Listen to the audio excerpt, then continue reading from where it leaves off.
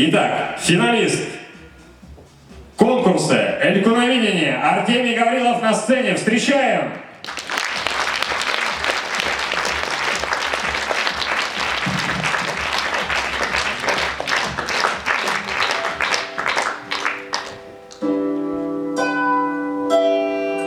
Родился в Девётском районе маленькой деревни Удмуртский Лем.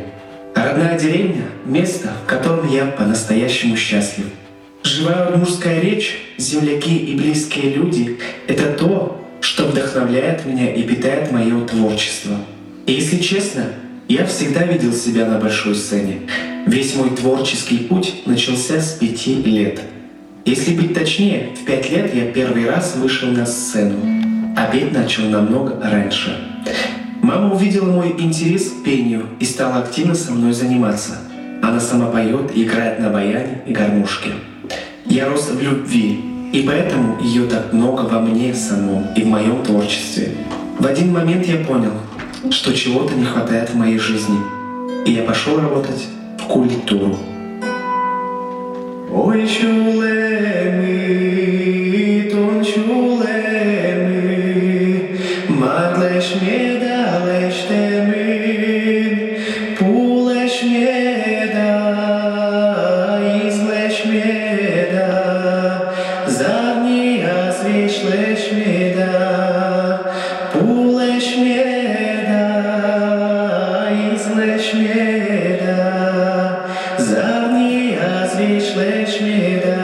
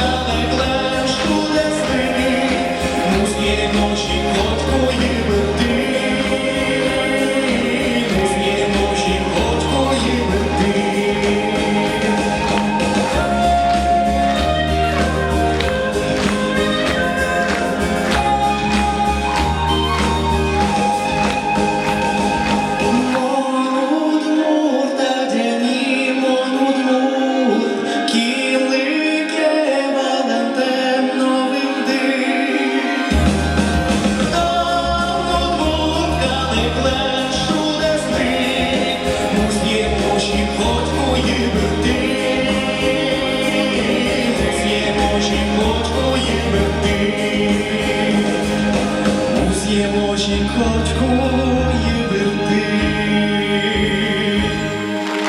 Победитель конкурса «Иконоведение» Девятского района Артемий Гаврилов! Талгатин.